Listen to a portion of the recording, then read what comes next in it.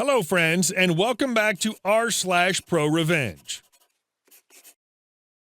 Let's start this episode with a story about Karen on the road. Don't forget to subscribe to our channel if you're new here and turn on notifications so you don't miss a new video every single day. Here we go. Karen goes the long way. A pet peeve of mine while driving is when people cut you off to merge into your lane when there's plenty of open space and no cars behind you. I was driving home one day on the freeway and was approaching a split where the right lane splits to go to the other side of the city and the left lane goes where I need to go. I was in the left lane with several cars in front of me, but absolutely zero cars behind me for quite some distance. I could see someone in the right lane traveling much faster than me, so I closed the gap a bit between me and the car in front of me to let the driver know that they would not be invited to cut me off. The speeder was a fair distance behind me and was easily able to merge into my lane behind me at any time.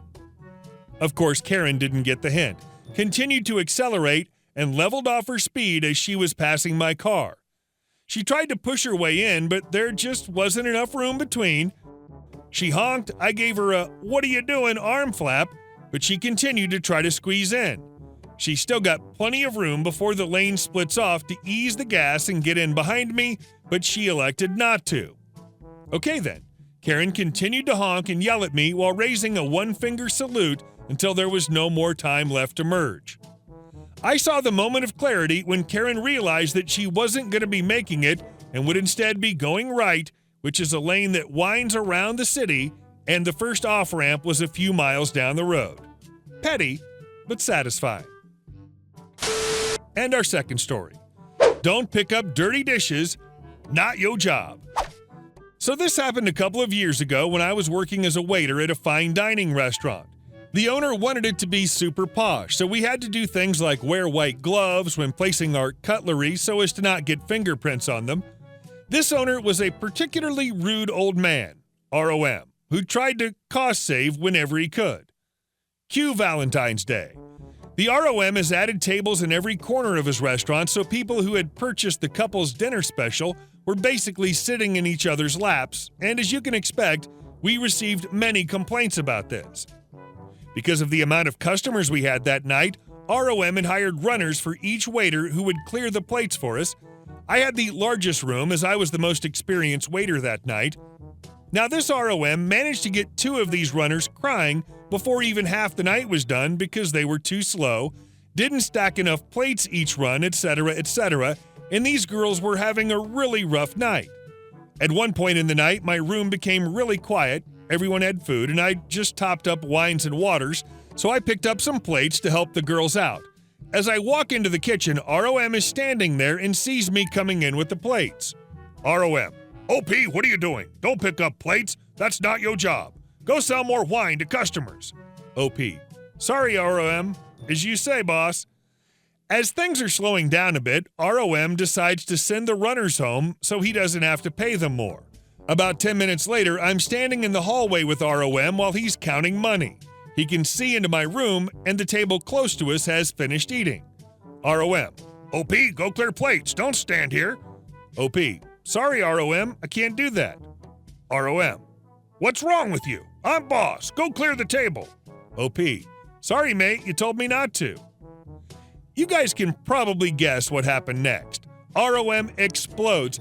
I've never seen this man go off on someone this much before. His head was turning into the color of a fire truck, and I thought he would have a heart attack. Now the thing was, I also had a full-time job and was just doing this for extra money, and I enjoyed chatting to the customers/other staff. I proceeded to ask for my pay for the night, hand him my apron and wine opener, which he forced us to provide a deposit for, and quit on the spot, leaving my room of 30-plus customers with no waiter or a runner on one of the busiest nights of the year. ROM had to begrudgingly go clear the plates himself. And our last story. Make life difficult for me, I make life difficult for you. When I was first hired as a utility locator, I was advised that there was a high turnover for my area, and they couldn't figure out why. The reason why is that the boss for that region was an a-hole. Everyone hated this guy, but somehow he'd been allowed to stick around and treat everyone like crap. He could often be found sleeping in his work truck.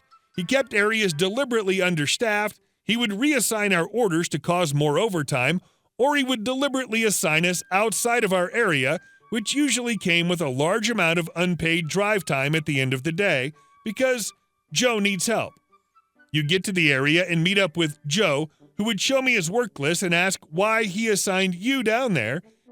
This usually happened on days where my own region was flooded with work orders, meaning I typically had to come in on a weekend. On one occasion, he actually withheld orders until the afternoon, then released about 40 work orders at 4:30 on a Friday. These actions led to a few incidents with the two of us yelling at each other on the side of the road. I feel that it's important to mention that I have never behaved like that, especially while at work. On another occasion, he wrote me up and cussed me out over a damage that I was found to be not at fault over. He was aware of this at the time, but led me to believe that I was at fault. I later found that he never turned in this write-up. This will come up later. The straw that broke the camel's back was when I was given bad directions to a location. This group was known for giving bad directions and not answering their phone. I located the wrong spot based on the directions given. They said to look for a ribbon tied around a pole, so I located the area around the pole with a ribbon. Turns out there was another pole with a ribbon around it, but the ribbon was not visible due to tall grass. And the bad directions. They didn't damage anything, but exposed a fiber optic cable. Our damage investigator even backed me on the situation. He ended up at the same location that I did. I was suspended for this and lost some much-needed hours. I called my boss's boss to explain that this is not a damage, but a near miss. I also explained that the directions were bad, and the damage investigator backed me on this. He didn't care. I was still suspended. So on my unscheduled day off, I decided I was done. I enrolled to get back in school that day, but didn't mention it to anyone.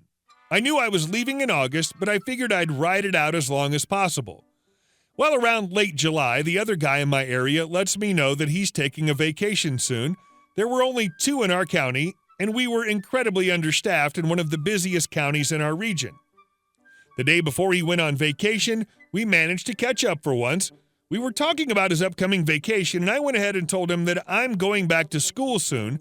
I also told him that I'd make sure that he gets his vacation, but advised him not to answer his work phone while he's off. He looks at me with a grin, and you could tell everything clicked. He just smiled and said, "Do it." At that time, I was on call. I had all equipment for manholes for the area, blower, barricades, and the only working water pump for our region, and was going to be the only person in the area working.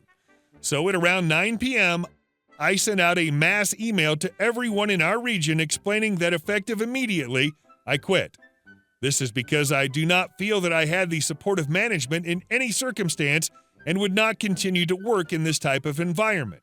Also, that I called HR on the issues and harassment. It was normal for him to cuss and berate us, and nothing happened. This means that my area is now unstaffed. This means that my boss may not be sleeping and might actually be working for the second time in years. Also, no one is on call now, so all emergency calls will be forwarded to the supervisor. Quickly after I sent the email, I got a call from the guy in charge of the state. I forgot the name of his position. Normally, when an employee quits, other employees in the region will come pick up the truck and equipment. This guy informs me that because of the issues, he wants everything turned into the main office by Monday or he'll call it in as stolen. The main office is 2.5 hours from where I lived. I immediately call the police and verify if he can do this, then ask them to call to mediate, since it would occur in their area. He calls me back in a much more calm tone and says I'm overreacting. I admit it, yeah. I tell him that I do not mess around with being threatened with police action over something like this. I definitely do not have any intentions of keeping a branded truck. So I load up everything and advise him that I will be there on Sunday. He advises me that he's not in town and is on vacation with his family and will return Monday. So I tell him that because he threatened me with calling the police, Monday is too close for comfort. He needs to make arrangements to be there for me to turn it in on Sunday, or I will leave it in the parking lot outside of the gate with the keys in the visor. So that Sunday, I drive up there, and there he is. And he's polite. I verified his ID, turned over the keys, had lunch with some friends, went home, and didn't look back. About a month later, I get a call from the contractors who worked the incident with damage that I was cussed out and berated over, and advised they were found at fault for around $15,000. I immediately gave them a written statement stating that I was told I was at fault and was written up for this by supervisor's name. Then they took it to court to fight being held responsible. I don't know the outcome, but it's still gratifying knowing that they used my boss's actions to fight it. About a year later, I get a call from my coworker in the area. They fired the a-hole, and a few months before he was supposed to retire. Apparently, after my email, every person who left was encouraged to do the same, as well as talk to HR. Over time, with enough complaints, the guy who was in charge of the state had come through and visited with everyone in the region, and HR along with him. Last I talked to my coworker in the area, he told me that they now have 5 people in our county. Hey guys, thank you all for watching the video, and I'll see you in the next one.